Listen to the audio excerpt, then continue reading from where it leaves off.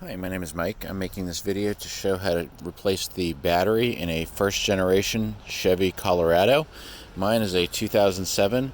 This video should be applicable to most first generation vehicles with the i5 or 4-cylinder engine. It may be slightly different if you have one of the later first gen vehicles with the 8-cylinder V8 engine. To start, the battery is in the engine compartment on the driver's side. Inside a box, the positive terminal is covered with this plastic cover, and there's two terminals, positive, negative, that you'll need to unhook. There's a duct tube that just pulls right off. There's a snap to hold the case closed. There's another snap on the side down here, and then there is a 10mm bolt for the hold down, which is located right underneath this wiring harness. You'll need a few tools to complete this project.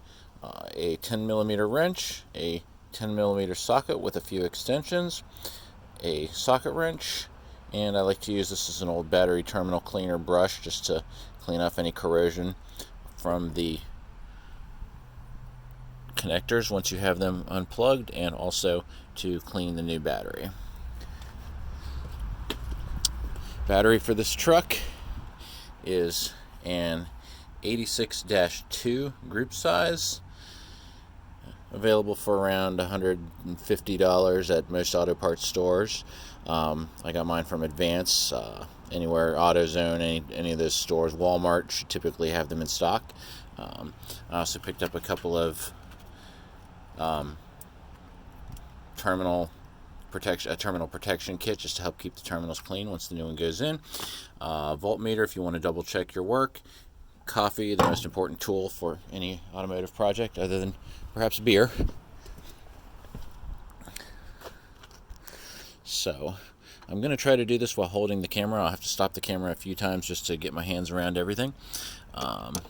Typically you would undo the negative terminal first.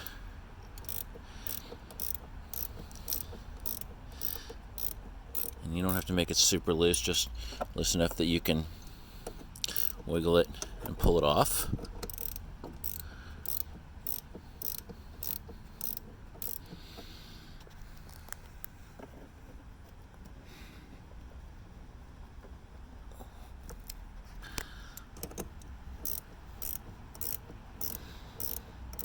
You can use a socket wrench for this too. I just feel like you get a better feel for what you're doing if you use a regular wrench. Just tuck that out of the way somewhere. You want to make sure that that doesn't come in contact with the terminal on the battery while you're working on the positive side. And same process again.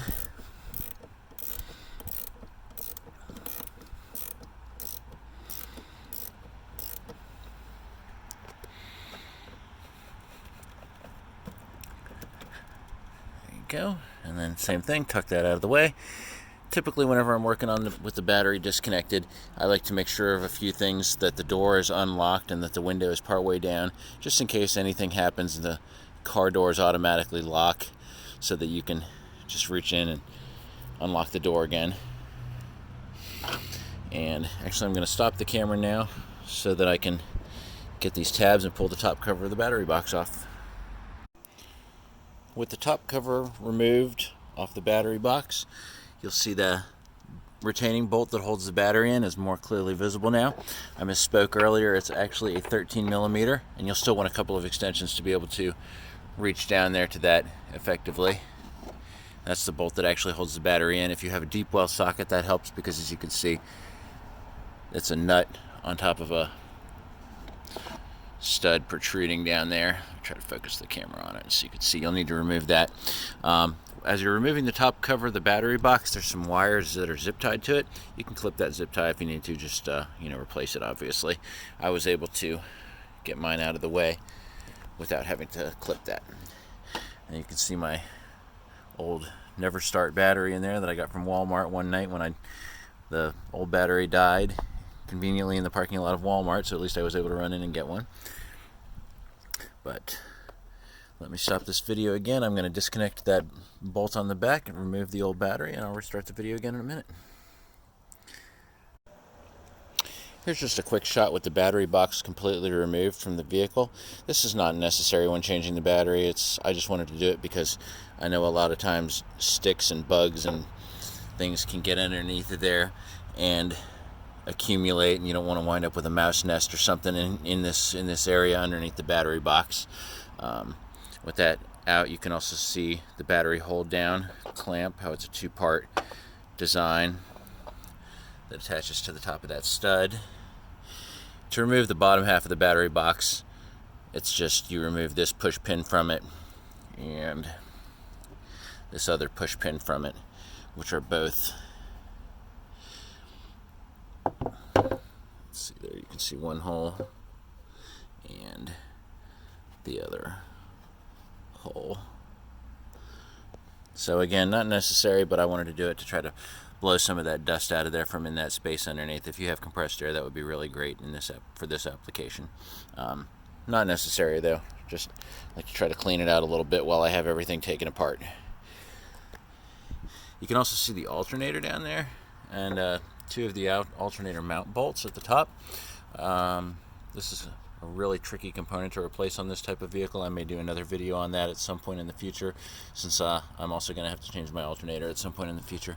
It's got almost 193,000 miles on it at this point, and I believe it's just hinting at starting to fail on me. So I would rather replace it preventively rather than wait for it to die on the side of the road. So let me get this cleaned up a little more, put the battery box back in, put the new battery in, and then I'll take another quick shot. And here's one last quick clip with everything put back together. I put the battery clamps back on, put a little grease on them, tightened everything down, reconnected my air duct hose, started it up to make sure everything operated correctly. As a reminder, anytime you're working underneath the hood of your Colorado or Canyon, you should check that the grounding blocks are secure, which is one back here and one over here on the passenger side, right down here. These coming loose can cause a lot of electrical problems with this model of vehicle. It's pretty common thing discussed on the forums. I hope this video was helpful to you. If it was, please like and subscribe to my channel. I hope to do a lot more videos of car repairs on this type of vehicle in the future. Thank you.